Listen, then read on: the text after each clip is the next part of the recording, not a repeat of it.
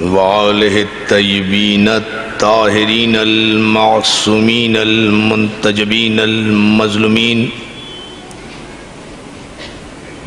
ولعنت اللہ علی اعدائہم اجمعین من یومنا ھذا الی یوم الدین اما بعد فقد قال حق سبحانہ وتعالی فی محکم کتابہ الحکیم وانذر عشیرتک الاقربین صلوات۔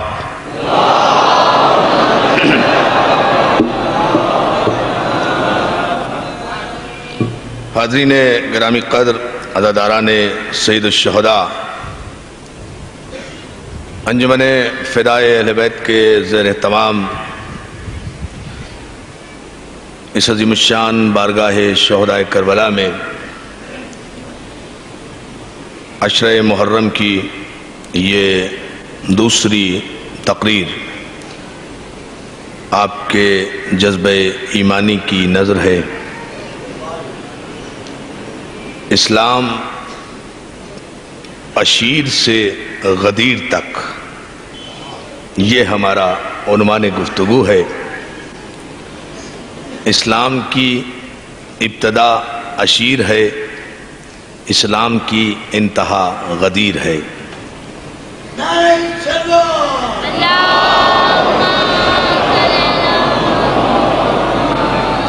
اسلام کا آغاز دعوت ذوالعشیرہ سے ہوا اور اسلام کی تکمیل غدیر خم میں ہوئی۔ ہمارا نقطہ نگاہ ان مجالس میں یہ ہے کہ اسلام کے نعرے بہت لگائے جاتے ہیں، اسلام کی باتیں بہت کی جاتی ہیں، اسلام کے قصیدے بہت پڑھے جاتے ہیں، اسلام پسندی کے بڑے جلوس نکالے جاتے ہیں، اسلام پسندی کے بڑے دعوے کیے جاتے ہیں، چاروں طرف اسلام کا شور نظر آتا ہے، لیکن یہ کوئی دیکھنے کی زحمت گوارا نہیں کرتا کہ آخر جس اسلام کا ہم نام لے رہے ہیں اس اسلام کی ابتدا کیا کسی بادشاہ کے دربار سے ہوئی یا ابو طالب کے گھر سے ہوئی؟ یہ ہے کلیہ، یہ ہماری گزشتہ روز کی مجلس کا خلاصہ ہے کہ اس اسلام کی ابتدا کہاں سے ہوئی، اس اسلام کا آغاز کہاں سے ہوا۔ یہ اسلام، متوجہ رہیں آپ میری طرف، تھوڑا سا وہ شارٹ سرکٹ والی بات ہے، متوجہ رہیں۔ اسلام کا آغاز کہاں سے ہوا، اسلام کی ابتدا کہاں سے ہوئی۔ اسلام نے اپنے پیروں پر کھڑے ہونے کے لیے سہارا کس گھر کا لیا؟ بڑی توجہ اذان محترم۔ اسلام نے اپنے پیروں پر کھڑے ہونے کے لیے سہارا کس گھر کا لیا؟ اسلام کو کس نے آگے بڑھ کر سہارا دیا؟ جب پیغمبر اسلام اعلان رسالت کر رہے ہیں، جب پیغمبر اسلام آغاز رسالت کر رہے ہیں تو دیکھنا یہ ہے، پہلے تاریخ کے مورخ کو دیانتداری کے ساتھ یہ غور کرنا چاہیے، یہ سوچنا چاہیے، یہ فکر کرنا چاہیے کہ پیغمبر اسلام نے پہلا جو اعلان کیا تھا، جسے اعلان رسالت کہتے ہیں، وہ نہ تو دیوار کعبہ کے نیچے اعلان کیا تھا، نہ مکے کی کسی گلی میں اعلان کیا تھا، نہ محلے والوں میں کوئی اعلان کیا تھا، نہ اپنے دوستوں کے مجمع میں اعلان رسالت کیا تھا۔ قرآن کی آیتوں کی روشنی میں جو بات ابھر کر سامنے آتی ہے وہ صرف یہی ہے کہ جب آیت نازل ہوئی کہ وانذر عشیرتک الاقربین، اے میرے حبیب سب سے پہلے اپنے قرابت داروں کو دعوت ایمان دو، سب سے پہلے اپنے قرابت داروں کو ایمان کی طرف متوجہ کرو، سب سے پہلے اپنے عزیزوں میں اسلام پیش کرو۔ اور یہ منطق کا تقاضا بھی تھا، عدل الہی کا تقاضا بھی تھا کہ سب سے پہلے گھر والوں میں اپنا پیغام پہنچانا چاہیے، اس لیے کہ یہ دنیا کا اصول ہے کہ آپ کسی بھی تحریک کا آغاز کریں گے، اگر گھر والے ہی تحریک کی مخالفت کریں گے تو باہر والے اس کی کبھی حمایت نہیں کر سکتے۔ پیغمبر اسلام کو عالمگیر تحریک پہنچانا تھی ساری انسانیت تک، اس لیے خدا نے حکم دیا میرے حبیب پہلے اپنے گھر والوں میں یہ پیغام پہنچاؤ، اس لیے کہ گھر سے تائید ہو تو باہر تردید نہیں ہو سکتی۔ صلوات بھیجیں محمد و آل محمد پر. اور جو ہے نا دوست، ذرا سا میں آپ حضرات کی توجہ چاہوں گا اس ابتدا میں. گھر سے اگر تائید ہو تو باہر تردید نہیں ہوا کرتی. میرے حبیب سب سے پہلے اپنے قرابت داروں میں دعوت ایمان دو. صحیح بخاری کی شرح لکھنے والے علماء نے واضح طور پر اس آیت کی شان نزول میں ایک جملہ کہا ہے، اور میں اس پورے مجمع کی نظر آج کی مجلس میں یہی جملہ کرنا چاہتا ہوں کہ آیت کیا تھی؟ آیت تھی کہ اپنے قرابت داروں کو دعوت ایمان دو. آیت یہ ہے نا، اس کے علاوہ تو کوئی ترجمہ نہیں ہے. خوف خدا دلاؤ اپنے قرابت داروں کو، اپنے عزیزوں کو. شرح صحیح بخاری لکھنے والے نے ایک جملہ کہا کہ جب یہ آیت پیغمبر اسلام پر نازل ہوئی تو پیغمبر اسلام اس وقت غار حرا میں موجود تھے.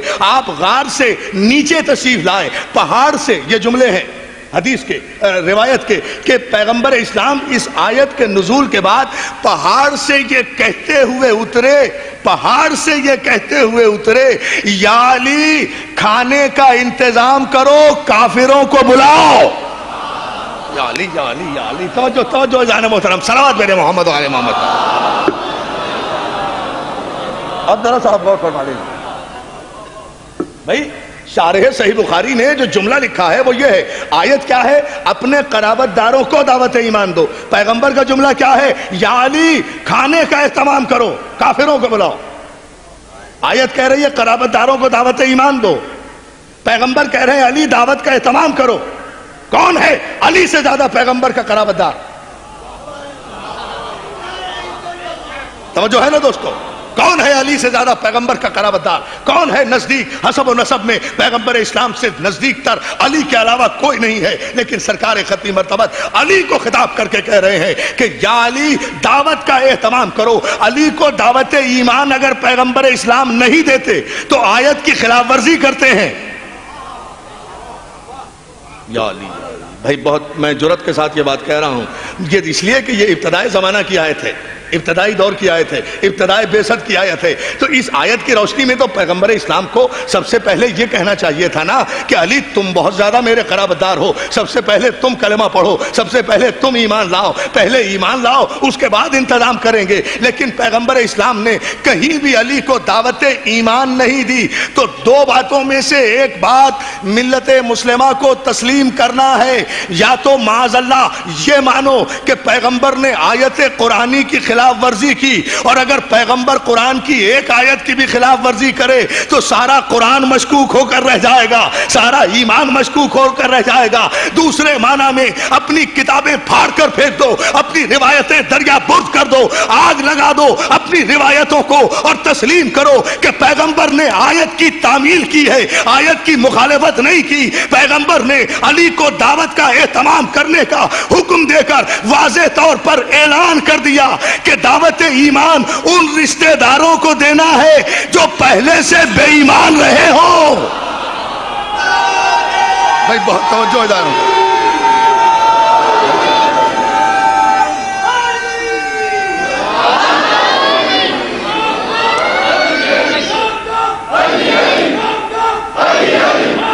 مل کر بلند آواز سے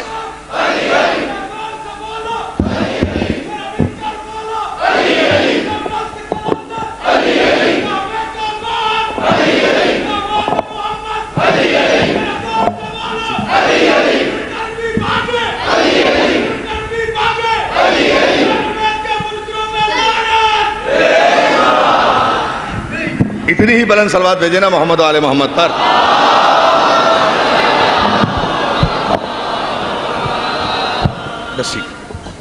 ایک مرتبہ درود بھیجنے بابا سے بلند محمد.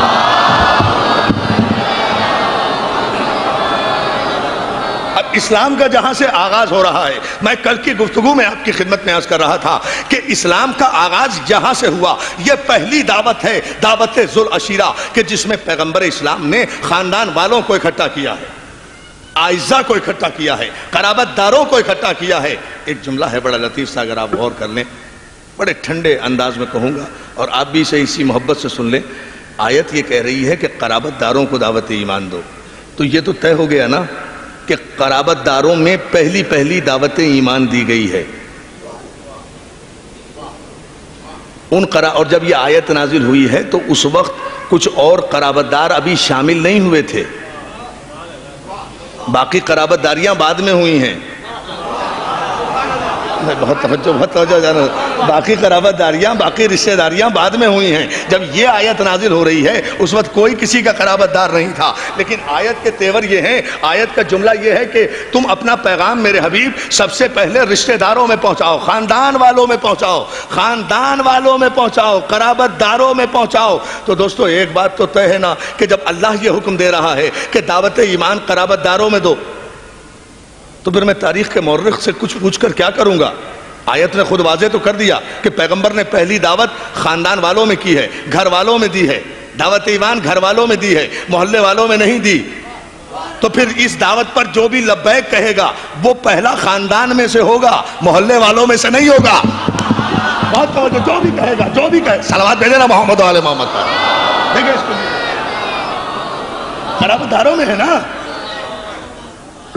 مولا آپ کو سلامت رکھے، بہت شکر گزار ہوں آپ کی توجہات پر۔ بھئی اس میں جو بھی دعوت ایمان کو اس کو قبول کرے گا، جو بھی اس دعوت ایمان میں آگے بڑھے گا، وہ قرابت دار ہی تو ہوگا نا، کوئی دوست نہیں ہوگا، کوئی تعلقات والا نہیں ہوگا، قرابت دار ہوگا۔ اور جو بھی لبیک کہے گا وہ بھی قرابت دار ہوگا، جو بھی لبیک کہے گا وہ قرابت دار ہوگا۔ تو پیغمبر اسلام نے اس دعوت ذوالشیرہ کا اہتمام کیا۔ میں کل عرض کر چکا تھا کہ حالانکہ جناب خدیجہ الکبریٰ سے شادی ہو چکی ہے، پیغمبر خود مختار زندگی گزار رہے ہیں، جناب خدیجہ الکبریٰ صاحب ثروت خاتون ہے، عرب کی عرب پتی خاتون ہے، ایسی خاتون کہ جس کی دولت کے صدقے میں عرب کے فقیروں کے پیٹ بھرے ہیں۔ وہ فاطمہ زہرا کی ماں کہ جس کی دولت کے صدقے کوئی رئیس نہیں تھا عرب میں، سب فقیر تھے۔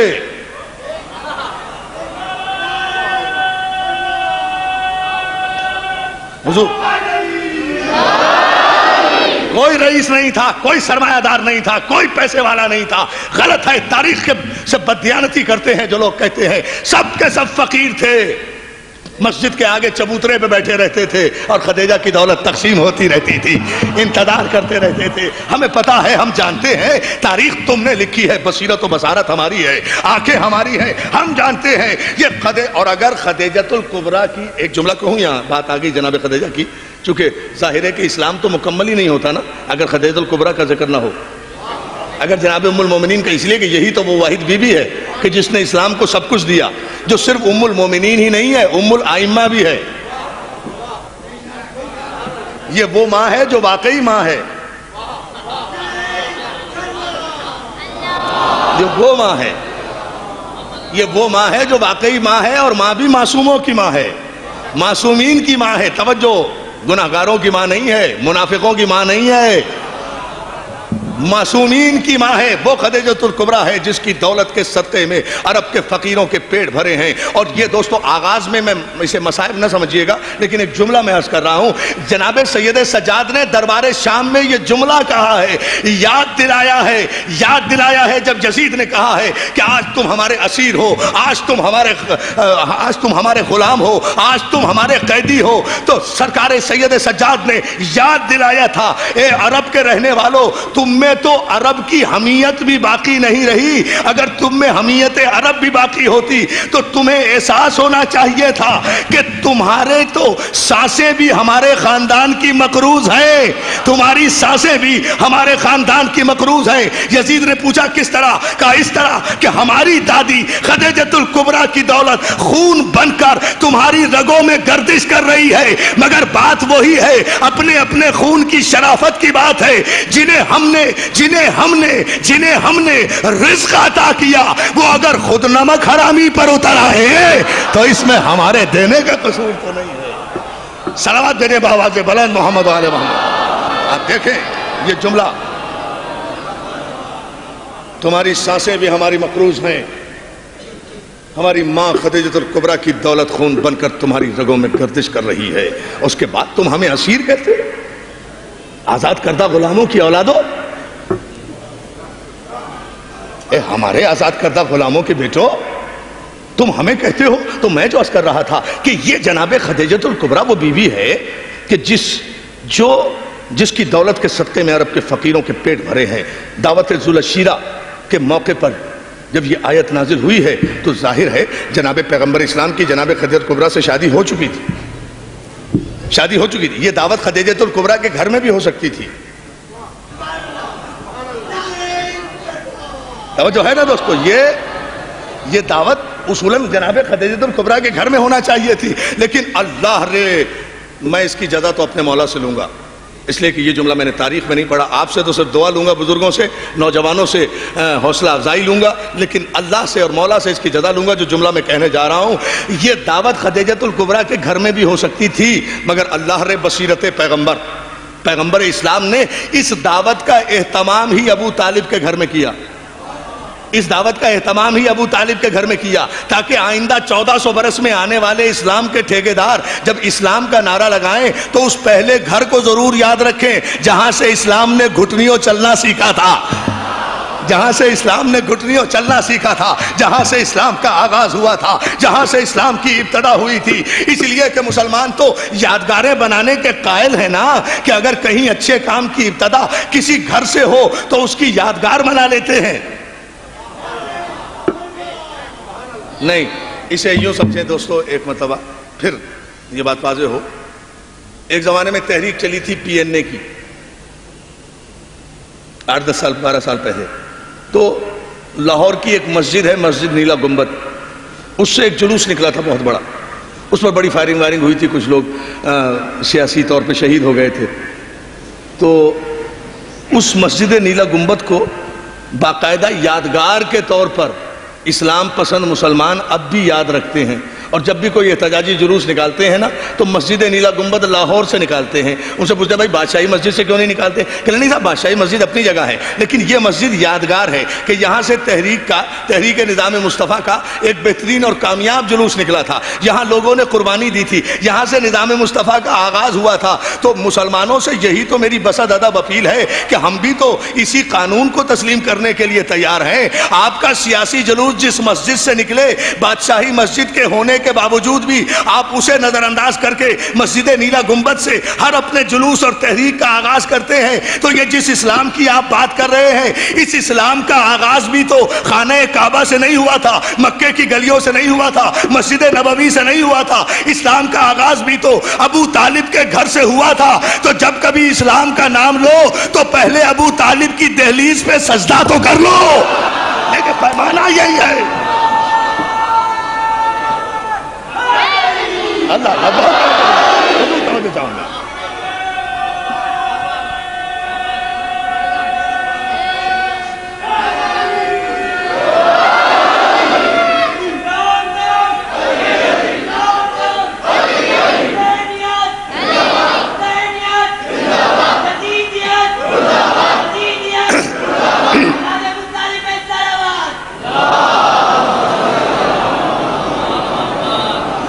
اسلام کا آغاز بھی تو اسی گھر سے ہوا ہے نا. تو سرکار ابو طالب کے توجہ ساری تمہید سے میں گزرا. میں آپ کی توجہات کا شکر گزار ہوں، مولا آپ کو سلامت رکھے. لیکن ہم تاریخ کا ایک ایک ورق انشاءاللہ اس اشرے میں پلٹیں گے اور بتائیں گے کہ غدیر تو نتیجہ ہے. پہلے عشیر کو سمجھو تو غدیر سمجھ میں آئے گا. غدیر اسی لیے سمجھ میں نہیں آئی کہ آپ نے غدیر کو صرف یہ سمجھا کہ یہاں مولا بنایا گیا ہے. ایسے ہی مولا نہیں بنایا. اس مولا کے پس منظر میں بہت کچھ ہے، بڑی قربانیاں ہیں اس مولا کے پس منظر میں، بڑے وعدے وفا کیے ہیں. تب کہیں لفظ مولا کا اہل ہوا ہے ابو طالب کا بیٹا، تب کہیں یہ لقب ملا ہے. میں صرف اس پس منظر کو بتانا چاہتا ہوں، چونکہ یہ سال بھی 1400 سالہ سال ہے غدیر کا. اس اعتبار سے میں نے وعدہ کیا تھا کہ میں اپنی قوم کے نوجوانوں کو یہ تاریخ بتاؤں گا کہ اسلام ہے ہی عشیر سے غدیر تک. اسلام اس کے باہر نہیں ہے. اسلام یا عشیر میں ہے یا غدیر میں ہے. اور اتفاق یہ ہے کہ نہ عشیر میں کوئی غیر ہے نہ غدیر میں کوئی غیر ہے. عشیر میں بھی ابو طالب ہے، غدیر میں بھی ابو طالب ہے، اور کوئی نہیں ہے. there is no third person. بلند آواز سے، پوری طاقت سے، دونوں ہاتھ بلند کر کے اتنی بلند صلوات بھیجے محمد و آل محمد.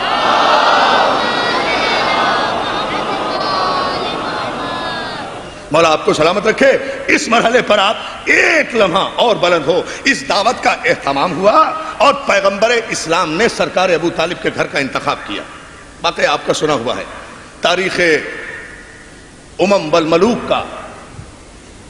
مولانا ابو علی زیدی صاحب قبلہ یہاں تشریف رکھتے ہیں، محقق بھی ہیں، عالم بھی ہیں، ان سے پوچھئے تاریخ امم والملوک کا یہ متفقہ جملہ ہے جو میں آپ کے، اور تاریخ امم والملوک وہ تاریخ ہے جو مسلمانوں کی تاریخ کی ماں کہلاتی ہے، یعنی ساری تاریخیں ڈیپینڈ کرتی ہیں اس تاریخ پر، انتہائی مستند اور معتبر تاریخ ہے یہ۔ اس تاریخ امم والملوک کا یہ جملہ ہے کہ پیغمبر اسلام نے جب اس دعوت کا اہتمام کیا اور سارے کافر آ گئے، کھانا چن دیا گیا، گھر ابو طالب کا، کھانا ابو طالب کا، گوشت ابو طالب کا، برتن ابو طالب کے، آٹا ابو طالب کا، روٹی ابو طالب کی، کھانے والے کافر، ہے نا توجہ؟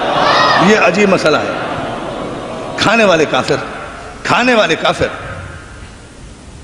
دسترخوان سج گیا، تاریخ امم والملوک کے یہ جملے ہیں، کھانا کھایا، اب ایک آپ بھی بڑے سکون سے بیٹھ جائیں اور میں بھی بڑے سکون سے، پھر مجھے مولانا نے یہی عطا کیا ہے ایک جملہ، میں پھر یہاں بات روک رہا ہوں۔ پوچھے مولانا سے، اور جن حضرات نے میرے دوستوں نے یہ تاریخ پڑھی ہے اور تاریخ میں یہ واقعہ پڑھا ہے، ان سے پوچھیں کہ گھر ابو طالب کا، کھانا ابو طالب کا، دسترخوان ابو طالب کا، برتن ابو طالب کے، کھانے والے کافر، چیلنج کر رہا ہوں میں، حقانیت اسے کہتے ہیں، صداقت اسے کہتے ہیں، لہجے کا اعتماد اسے کہتے ہیں، جو جملہ میں کہنے جا رہا ہوں۔ سارے کافروں سے کہا کھانا کھاؤ۔ قبل تو کافروں میں اتنا اخلاق ہی نہیں ہوتا کہ کسی گھر والے سے بھی پوچھ لیں بھائی آپ بھی کھا لیں، اللہ اللہ، لیکن اس میں دو چار تھے کچھ با اخلاق قسم کے لوگ، ان کے نام تاریخ میں ہیں۔ انہوں نے کہا کہ آپ ہمیں تو کھانا کھلا رہے ہیں عبداللہ کے بیٹے، آپ خود کھانا کیوں نہیں کھا رہے؟ خدا کی قسم میں اس عشر محرم میں دعویٰ کر رہا ہوں کہ اس سے بڑا جملہ کہہ نہیں سکوں گا جو میں کہنے جا رہا ہوں کسی مجلس میں، 7 مقامات پر عشرے پڑھ رہا ہوں، لیکن اس سے بڑا جملہ شاید نہیں کہہ سکوں گا جو مولا نے مجھے ابھی عطا کیا ہے۔ اس پر آپ غور کر لیں، پورے مجمع کی میں توجہ چاہتا ہوں۔ کہا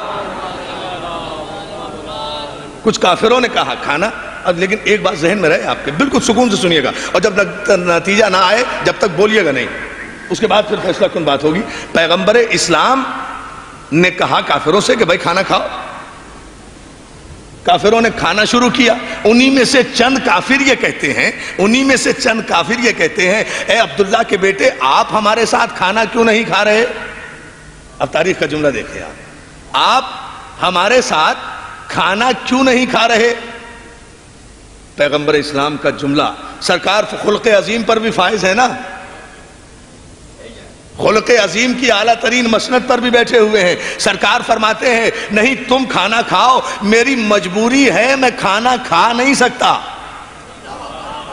اللہ اللہ اللہ، نہیں نہیں نہیں دوستو سمجھنا ہے، یہ تو میری مجبوری ہے، میں کھانا کھا نہیں سکتا۔ کافروں نے بھی اصرار نہیں کیا، کھانا جو سامنے تھا کھانا شروع کر دیا، لیکن میں یہاں رکا ہوں، میں نے یہاں تاریخ کے مورخ سے پوچھا ہے، میں نے سجدے کیے ہیں ابو طالب کی عظمت کو اور پیغمبر اسلام کی بصیرت کو، سرکار خطی مرتبت کا عزم تو دیکھیے، آپ کی احتیاط تو دیکھیے، رسول ہیں، معصوم ہیں، نبی ہیں، خاتم النبیین ہیں، گھر بھی اپنا ہے، کھانا بھی اپنا ہے، دسترخوان بھی اپنا ہے، برتن بھی اپنے ہیں، گوشت بھی اپنا ہے، پکانے والے بھی اپنے ہیں، کھلانے والے بھی اپنے ہیں، لیکن دسترخوان پر کافر بیٹھے ہوئے ہیں، تو طہارت و نفاست پیغمبری نے گوارا نہیں کیا کہ اپنا کھانا بھی کافروں کے ساتھ بیٹھ کر کھائیں، اپنا کھانا بھی کافروں کے ساتھ بیٹھ کر کھائیں، اپنا کھانا بھی کافروں کے ساتھ بیٹھ کر کھائیں۔ اے ابو طالب کو کافر کہنے والے تاریخ کے کافر مورخوں، جو محمد اپنے گھر میں اپنے دسترخوان پر اپنا کھانا ایک وقت میں کافروں کے ساتھ کھانا شریعت کے خلاف سمجھے، وہ 17 برس تک ابو طالب کے دسترخوان پر کھانا کیسے؟ جائیے فیصلہ کیجیے۔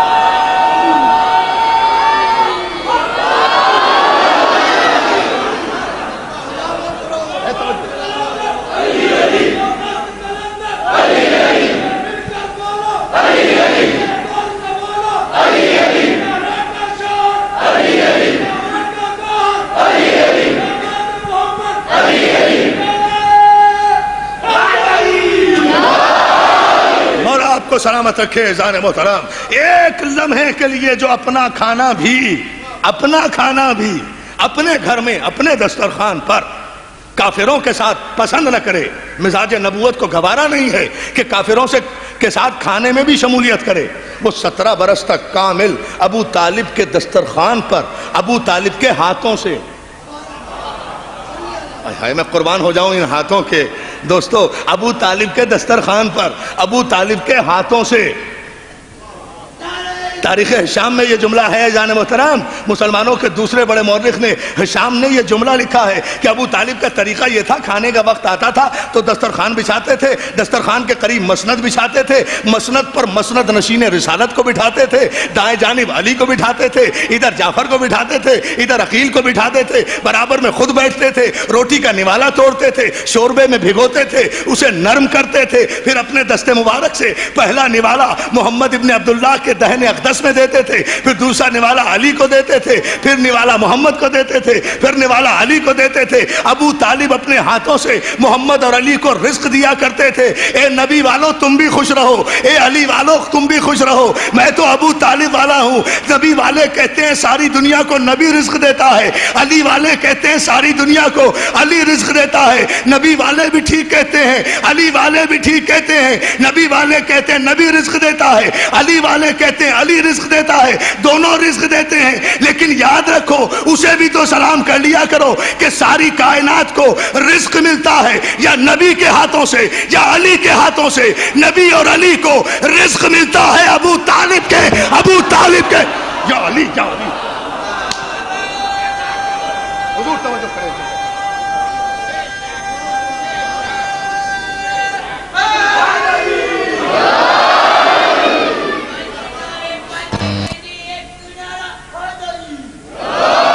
بلند ترین صلوات بھیجیں بآواز بلند محمد و آل محمد۔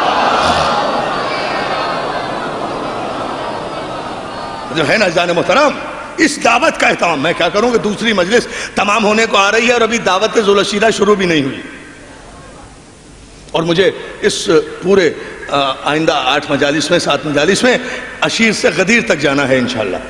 لیکن ذرا سا اس مرحلے پر میں آپ حضرات کی توجہ چاہوں گا، مولا سلامت رکھے تحت نظر شیان حیدر کرار کے اس تاریخی اجتماع کو اتنی گزارش ضرور کروں گا کہ ہمارے العباس اسکاؤٹس آپ کی خدمت کے لیے ہم وقت آمادہ ہیں، تمام سہولتیں جو ممکنہ ہیں وہ آپ کو پہنچانے کے لیے تیار ہیں، خاص طور سے گاڑی والے حضرات، کل بھی انہوں نے مجھ سے کہا تھا، آج بھی انہوں نے کہا ہے، گاڑی والے حضرات ہمارے ان اسکاؤٹس سے پورا تعاون کریں، پارکنگ کے سلسلے میں، ڈیڈکٹنگ کے سلسلے میں، جو بھی ہو وہ آپ کی سہولت اور آپ کی حفاظت ہی کے پیش نگاہ آپ کی خدمت انجام دے رہے ہیں۔ آپ حضرات ان اسکاؤٹس سے بھی تعاون کریں اور ہماری انجمن فدائے اہل بیت سے بھی تعاون کریں، جو ماشاءاللہ اپنے انتہائی محدود وسائل کے باوجود بھی اعلیٰ ترین پیمانے پر اس عظیم الشان عشرے کا اہتمام کرتے ہیں۔ لیکن یہاں ایک جملے کی میں آپ سے اور اجازت چاہوں گا عزیزان محترم، کافروں نے کھانا کھا لیا، کھانا کھایا، وہ واقعہ مجھے نہیں پڑھنا، ایک جملہ صرف اس میں کہنا ہے، کھانا کھا چکے،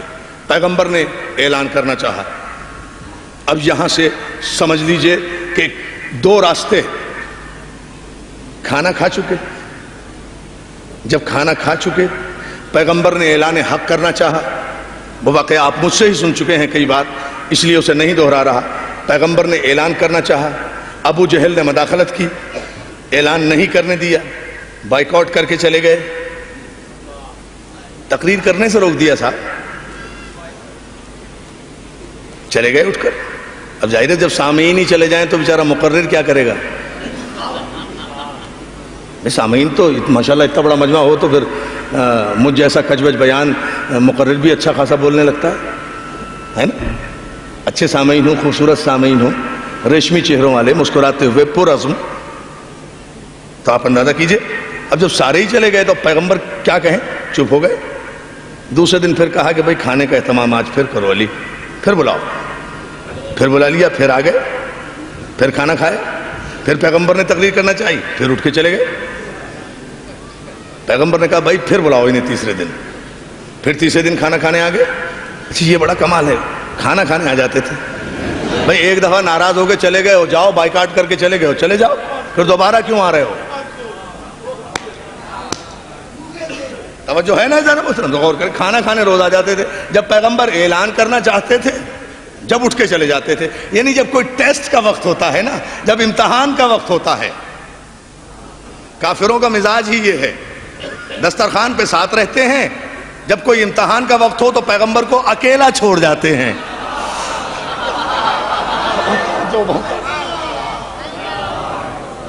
جو ہے نا دوستو، تیسرے دن پھر آ گئے، پھر کھانا کھایا۔ اب ایک جملہ ہے جس کے لیے میں آپ کو، اور میں یہ بار بار پڑھا، میں یہ نہیں کہہ رہا کہ میں نے یہ اس سے پہلے نہیں پڑھا، لیکن ریلیٹ کر رہا ہے میرے مضمون سے، اس لیے وہ پورا واقعہ نہیں پڑھ رہا ہوں، ایک جملہ ضرور کہہ کے میں آگے بڑھوں گا، جہاں سے ایک فیصلہ کو نتیجہ انشاءاللہ آپ کی خدمت میں پیش کر رہا ہوں، اور راستے بتا رہا ہوں کہ کہاں سے راستہ غدیر تک گیا اور کہاں سے راستہ شام تک گیا۔ راستے صرف یہ بتانے ہیں، جیسے ایک ٹرننگ پوائنٹ ہے یہ ٹاپک کا۔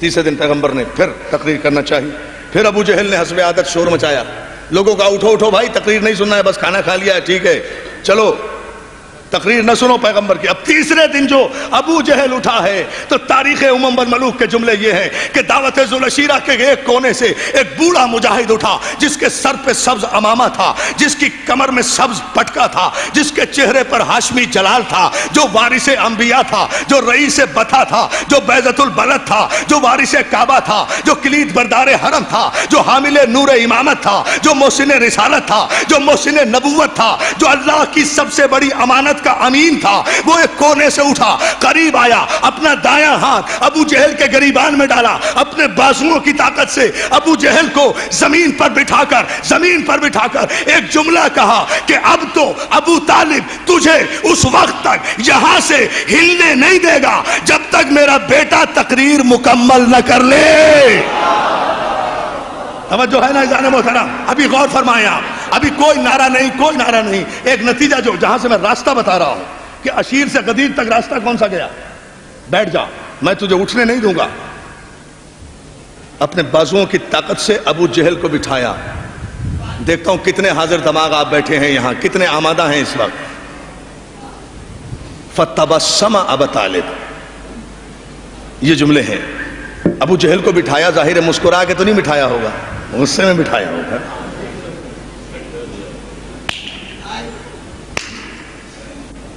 اب مجھے لطف آ رہا ہے پڑھنے کا، اس لیے ذرا سا آپ غور کریں۔ ظاہر ابو جہل کو بٹھا رہے ہیں تو کوئی مسکرا کے تو نہیں بٹھایا ہوگا، غصے میں بٹھایا ہوگا، بیٹھ جا۔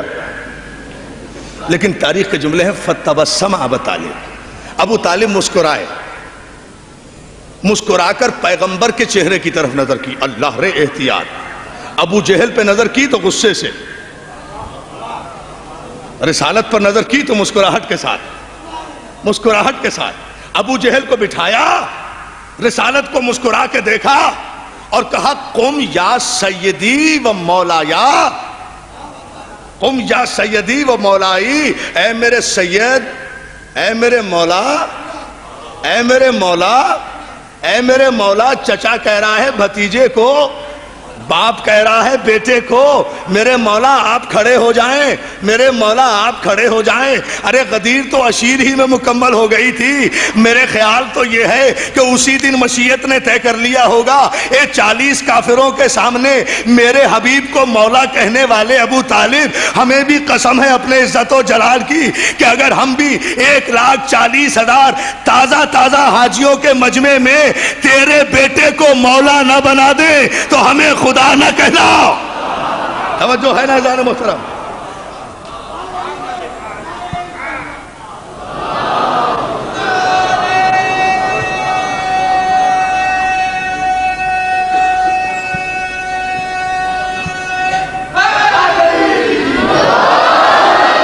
دوستو آپ کی مجھے زحمتوں کا احساس ہے، لیکن اب میں تاریخی منزل پر آ رہا ہوں جس کے لیے میں نے یہ ساری زحمت آپ کو دی ہے، اور یہ اس عظیم الشان مجمع میں انشاءاللہ ہم فیصلہ کریں گے۔ باقی تفصیل میں انشاءاللہ 8 بجے المحسن میں عرض کروں گا آپ کی خدمت میں۔ صرف اس جملے پر ایک توجہ فرما لیں، قم یا سیدی و مولایا، اے میرے سید میرے مولا آپ کھڑے ہو جائیں، فتکلم مما تحب، اور جو جی میں آئے کہیے۔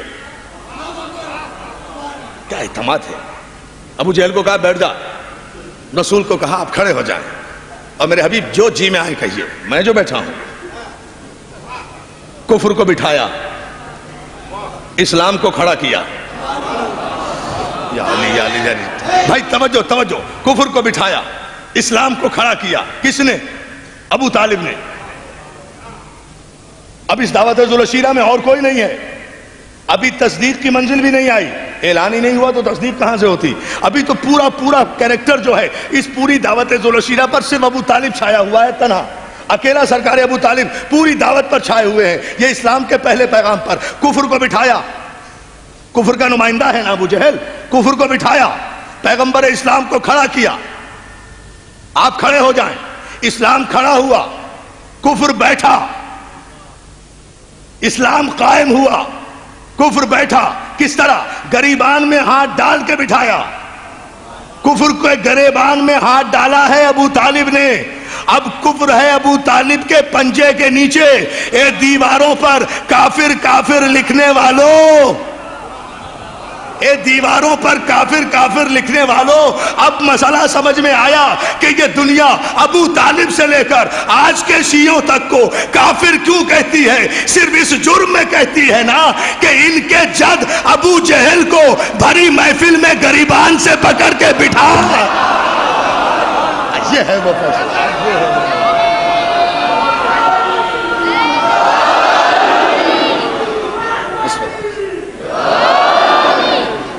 بھائی بلند ترین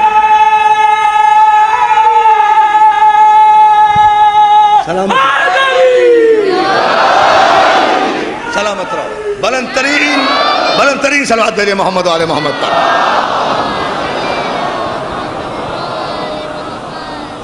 اب دیکھیں کس کس مرحلے سے اسلام گزرا ہے۔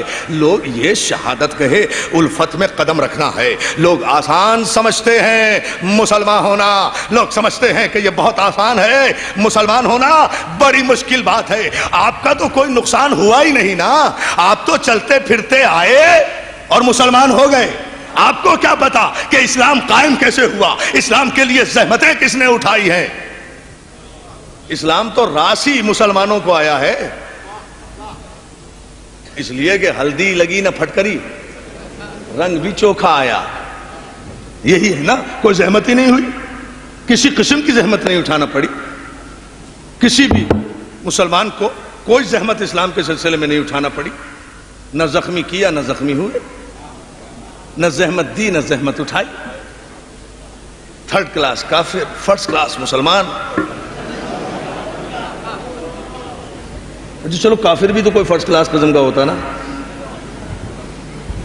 اسلام تو راس آیا ہے لوگوں کو۔ دوستو اسلام کی زحمتوں کا اندازہ کرو کہ دعوت ذوالشیر میں ابو جہل کو بٹھایا، پیغمبر کو کھڑا کیا، سرکار ختمی مرتبت نے اعلان رسالت کیا، اور اب یہ آخری جملہ جس کے لیے میں نے آپ کو ساری زحمت دی تھی، مولا مجھے یہ طاقت دے دے کہ میں ادا کر دوں آپ کے جذبات و احساسات کی صحیح ترجمانی ہو جائے، لیکن پوری تاریخی ذمہ داری سے کہہ رہا ہوں دوستو، اپنے ایک ایک لفظ کا ذمہ دار ہوں۔ پیغمبر اسلام کے اس خطبے کا خلاصہ کیا ہے اس کی تشریح تو کل کی مجلس میں انشاءاللہ کروں گا، لیکن ایک جملہ سے ضرور کہوں گا آج کی مجلس میں کہ اس پیغمبر اسلام نے دعوت ذوالشیرہ میں جو تقریر فرمائی، جو خطبہ دیا، دو ہی تو خطبے ہیں، ایک خطبہ عشیر ہے، ایک خطبہ غدیر ہے۔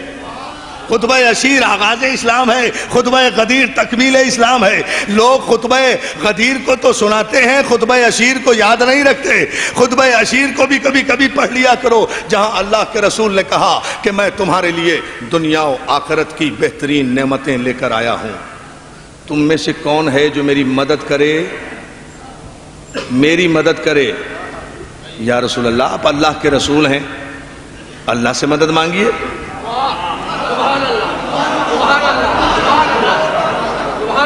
آغاز اسلام جہاں سے ہے نا بھائی، وہیں سے مدد ہے، وہیں سے مدد ہے، جہاں سے اسلام کا آغاز ہو رہا ہے۔ اور مدد بھی کون مانگ رہا ہے؟ جو کائنات کا رسول ہے، جو علی کا بھی رسول ہے۔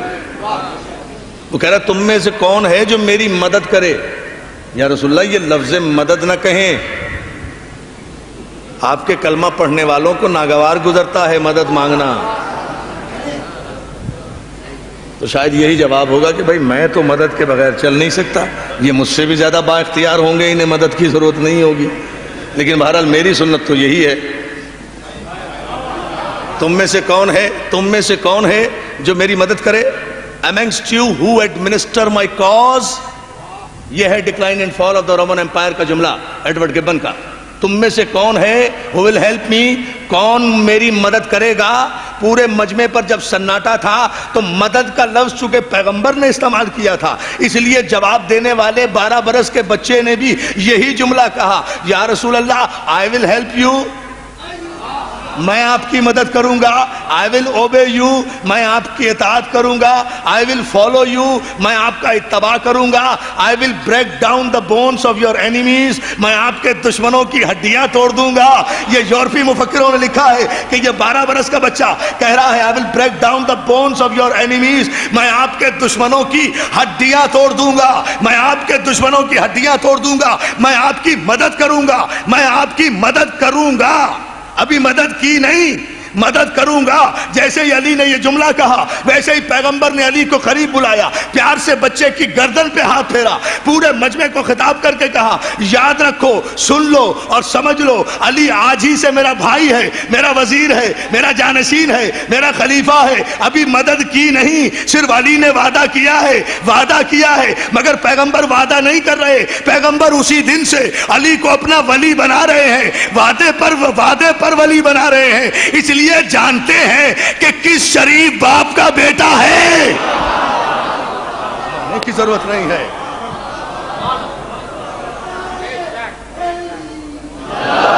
بھائی توجہ، دوستو توجہ، ابھی کوئی نعرہ نہیں، کوئی نعرہ نہیں۔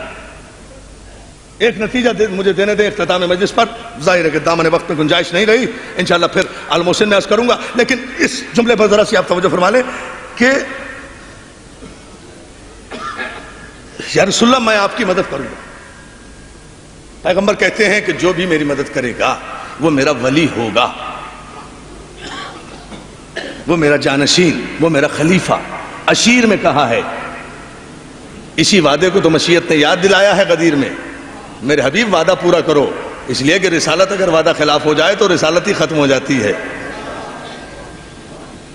تم نے وعدہ کیا تھا، اس وعدے کا اعلان کرو، چونکہ علی نے جو وعدہ کیا تھا تم سے، ایک وعدہ تم نے کیا تھا علی سے، ایک وعدہ علی نے کیا تھا تم سے۔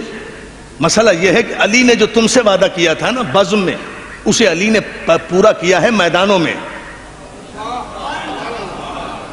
اس لیے تم بھی اپنا وعدہ جو ہے وہ گھر میں نہ کرو، اپنا وعدہ پورا کرو، تم بھی میدانوں میں کھل کر اعلان کرو۔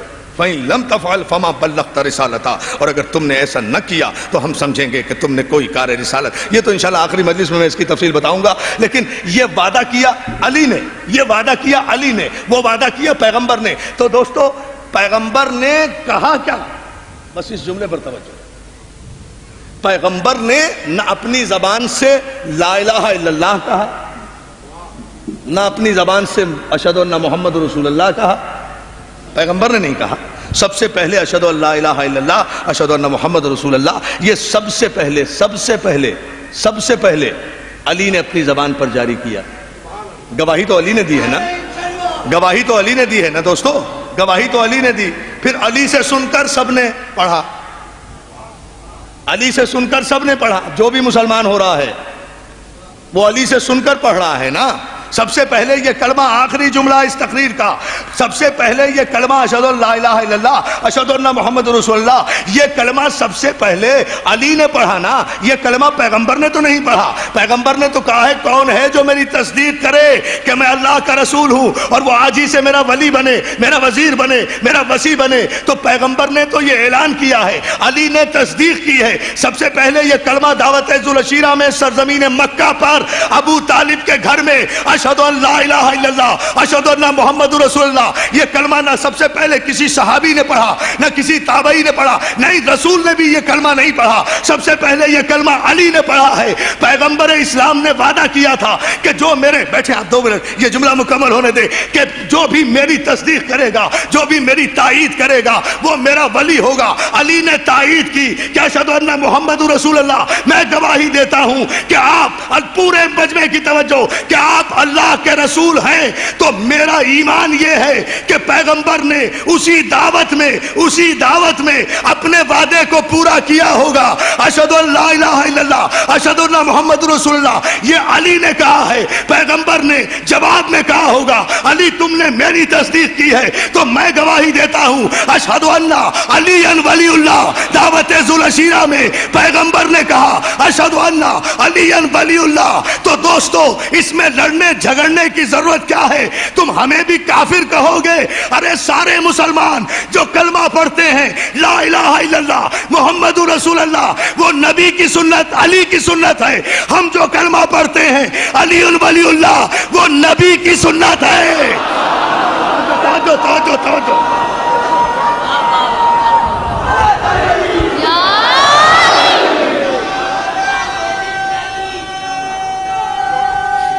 بس ایک نعرہ ہونے دو.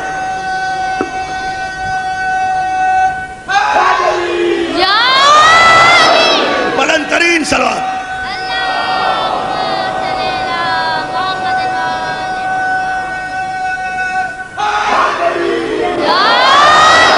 سلامت رہو مولا سلامت رکھے یا علی مدد کہنے والوں کو. اس لیے کہ علی نے تصدیق کی ہے نبوت کی. علی نے کلمہ نہیں پڑھا ہے تصدیق کی ہے گواہی دی ہے. اس لیے جب کبھی بھی نبوت پر کوئی آنچ آئے گی تو علی سامنے آئے گا. چاہے حسن کی صورت میں آئے چاہے حسین کی صورت میں آئے چاہے عباس کی صورت میں آئے چاہے آج کوفے میں مسلم ابن عقیل کی صورت میں آئے. آہا یہ ہے حقانیت یہ ہے حقانیت. ہر جگہ علی. کوفے میں مسلم کی صورت میں علی مسلم کے یتیم بچوں کی صورت میں علی سکینہ کی صورت میں علی زینب کی صورت میں علی عباس کی صورت میں علی اکبر کی صورت میں علی برچھی کھائے علی تیر کھائے علی لاشا پامال کرائے علی. بچ گیا اسلام بچ گیا مسلمانوں تمہارا اسلام. مولانا اظہر حسن زیدی مرحوم کہا کرتے تھے خطیب آل محمد دین بچا اللہ کا کلمہ پڑھا گیا رسول اللہ کا اجڑ گیا گھر غریب ابو طالب کا. آج 2 محرم ہے حسین کربلا سے قریب ہیں. حسین مدینے سے رخصت ہو گئے 28 رجب کو. اب تو کربلا سے قریب ہیں حسین. اب کربلا سے قریب ہیں حسین. کربلا پہنچ رہے ہیں 2 محرم کو حسین. عزادارو علماء بیان کرتے ہیں راویوں نے لکھا کہ چلتے چلتے حسین نے آواز دی عباس قافلہ روکو. بھائی بڑے سکون سے پڑھوں گا. بی بی زینب یہ کہتی ہیں کہ اگر کوئی ہمارے فضائل میں توجہ نہ کرے تو ہمیں غم نہیں ہوتا لیکن اگر کوئی میرے بھائی کے مصائب میں نہ روئے مجھے بہت تکلیف ہوتی ہے. اس لیے کہ مجھے اپنی چادر چھننے کا غم نہیں ہے مجھے اس بات کا غم ہے کہ میں موجود تھی اور بھائی کو رو نہ سکی. اس لیے مصائب میں ادھر ادھر نہ دیکھا کرو دوستو. مجالس کا مال مصائب ہوتا ہے مجالس کا حاصل مصائب ہوتا ہے. عباس جی مولا قافلہ روکو بھائی. قافلہ اچانک کربلا میں داخل ہونے سے پہلے رکا. قافلہ رکا محملیں بٹھائی گئیں اونٹ بٹھائے گئے. حسین کے لیے مصلی بچھا. حسین زمین پر بیٹھے. زینب محمل میں گھبرا رہی ہیں. ارے فضا ذرا جا کر تو پوچھ حسین نے بغیر ارادے کے قافلہ کیوں روکا؟ میرے بھائی کو یہاں تو نہیں اترنا ہے. یہ اچانک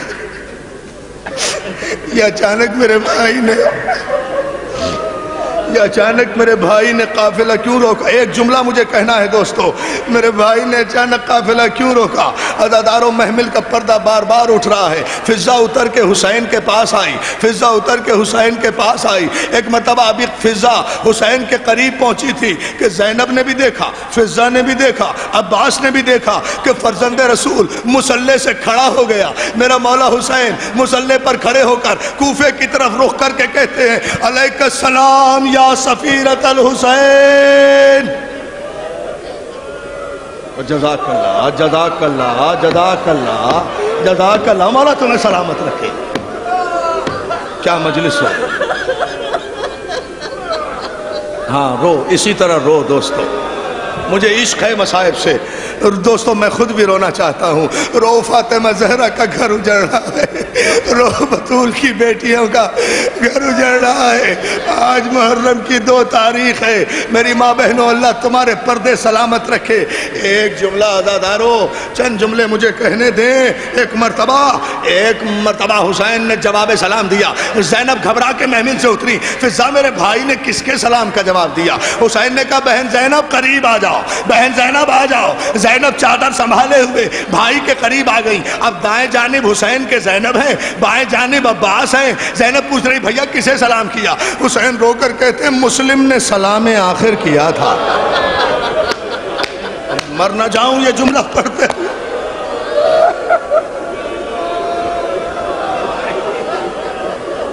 بہن مسلم نے سلام آخر کیا تھا. زینب اور عباس تڑپ کے کہتے ہیں مولا کہاں ہے مسلم؟ کہا دیکھنا چاہو گے؟ کہا مولا دکھائیں. حسین نے دایاں ہاتھ زینب کی آنکھوں پر پھیرا، بایاں ہاتھ اعجاز امامت کا عباس کی آنکھوں پر پھیرا. کوفے کی سرزمین بلند ہوئی. بہن ذرا دیکھو تمہیں مسلم نظر آئے گا. زینب اور عباس نے دیکھا. حسین نے پوچھا زینب مسلم نظر آیا؟ زینب، میری ماں بہنوں یہ جملہ سنو. زینب کہتی ہے بھیا مسلم میرا شیر تو نظر نہیں آ رہا. ہاں ایک قیدی ہے جس کی کمر جھکی ہوئی ہے، ہونٹ کٹے ہوئے ہیں، دانت ٹوٹے ہوئے ہیں، پیشانی زخمی ہے، پیشانی. اور جزاک اللہ جزاک اللہ. ہاں ہاں ہاں کرو اسی طرح ماتم ادا. مولا مجھے طاقت دے دو میں 2 جملے اور کہہ دوں. زینب کہتی ہے ایک شیر ہے جو زنجیروں میں جکڑا ہوا ہے، کمر جھکی ہوئی ہے، دانت ٹوٹے ہوئے ہیں، پیشانی زخمی ہے، ہونٹ کٹے ہوئے ہیں. ایک جلاد نے زنجیر پکڑی ہوئی ہے، دوسرے جلاد کے ہاتھ میں تلوار ہے. قلعے کی فصیل پر ایک ضعیف کو قیدی بنا کے لے جایا جا رہا ہے. حسین کہتے زینب یہی تو میرا غریب مسلم ہے، یہی ھذا سفیرۃ الحسین. حوصلہ حوصلہ. ہاں 2 جملے، بہت بڑی مجلس ہو گئی لیکن 2 جملوں کی اجازت اور چاہوں گا. یہی تو ہے سفیر، یہی تو سفیر حسین ہے، یہی تو میرا غریب مسلم بھائی ہے، یہی تو میرے چچا کا بیٹا ہے. عزادارو جملہ سنیں گے آپ. ایک مرتبہ جناب زینب اور عباس نے دیکھا کہ جناب مسلم کو جلاد کھینچتے ہوئے قلعے کی فصیل پر لے گئے. ایک مرتبہ جلاد نے مسلم کی گردن قلعے کی دیوار پر رکھی. ابھی تلوار بلند کرنا چاہتا تھا جلاد کہ جناب مسلم نے یا علی کہہ کے اپنی گردن کو قلعے کی دیوار سے اٹھایا. کربلا کی طرف رخ کر کے کہا السلام علیکہ یا ابا عبداللہ، اے فرزند رسول میرے مولا کوفے نانا، مولا خط لکھ چکا ہوں، کوفیوں نے غداری کی. جزاک اللہ جزاک اللہ. مولا تمہیں سلامت رکھے، مولا تمہیں آباد رکھے. لو دوستو 2 جملے. قیامت کی مجلس ہو گئی ہے. ہاں نہ میرے نوجوان دوست ہاتھ نہ جوڑو بلکہ ایک جملہ سنو. جناب مسلم نے کہا مولا مجھے معاف کر دینا، مولا کوفے نہ آنا. میری ماں بہنوں مولا تمہیں سلامت رکھے. ہزاروں کی تعداد میں آئی ہو نا. لو یہ جملہ سن لو. جناب مسلم کہتے ہیں مولا کوفے نہ آنا، سارا کوفہ باغی ہو گیا ہے، میں خط لکھ چکا ہوں، کوفیوں نے وفاداری نہیں کی. اس کے بعد کا جملہ میں بڑے سکون سے پڑھوں گا مگر برداشت کر لینا. جناب مسلم کی زبان سے جو آخری جملہ نکلا ہے، تلوار اس کے بعد چل گئی. مسلم نے آخری جملہ کہا مولا حسین، اور اگر آنا بہت ہی ضروری ہو تو کوفے میں اکیلے آنا، زہرا کی بیٹیوں کو ساتھ نہ لانا، زینب و کلثوم کو. جزاک اللہ. زہرا کی بیٹیوں کو عزادارو 2 جملے. زہرا کی بیٹیوں کو ساتھ نہ لانا، زینب و کلثوم کو نہ لانا. اتنا کہا جلاد کی تلوار چلی، مسلم کی گردن کٹ کر قلعے میں گری. مسلم کا لاشا زمین کوفہ پہ آیا. سن لیا آپ نے جملہ؟ سن لیا؟ میں نے تو ختم کر دی مجلس اسی جملے پر. عزادارو مسلم کا لاشا زمین پہ آیا، مسلم کا لاشا اکیلا کوفے کی سرزمین پر پڑا ہے. عباس سے یہ برداشت نہیں ہو سکا. کیوں نہیں ہو سکا؟ جس غازی عباس کے علم کے نیچے بیٹھے ہو نا، عباس سے یہ منظر دیکھا نہیں گیا. عباس کی بہن کا سہاگ ہے نا مسلم.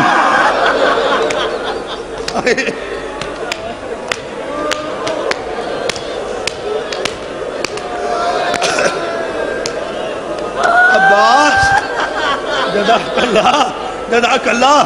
عباس کی بہن کا آخری جملہ دوستو مجھ سے نہیں پڑھا جا رہا، اس کے آگے الموسن میں پڑھوں گا. عباس کی بہن کا سہاگ ہے نا مسلم. عباس سے برداشت نہیں ہوا، ہاتھوں کو جوڑ کے کہتے مولا، مولا مسلم کی یہ بے کسی مجھ سے دیکھی نہیں جاتی. مولا آپ تو امام ہیں، زمین کو حکم دینا وہ اپنی تنابیں کھینچے، میں کوفے پہنچ جاؤں. کہا مسلم، کہا عباس کیا کرو گے؟ کہا مولا جا کر مسلم کے لاشے پر بیٹھ تو جاؤں گا، میری بہن کا سہاگ کوفے کی گلی میں لاوارث پڑا ہوا ہے، میرے مسلم کا لاشا اکیلا ہے. حسین نے کہا عباس ذرا غور سے دیکھ، عزادارو جملہ سن لینا، قیامت دے رہا ہوں. عباس نے جو غور سے دیکھا، حسین نے کہا عباس کچھ نظر آیا؟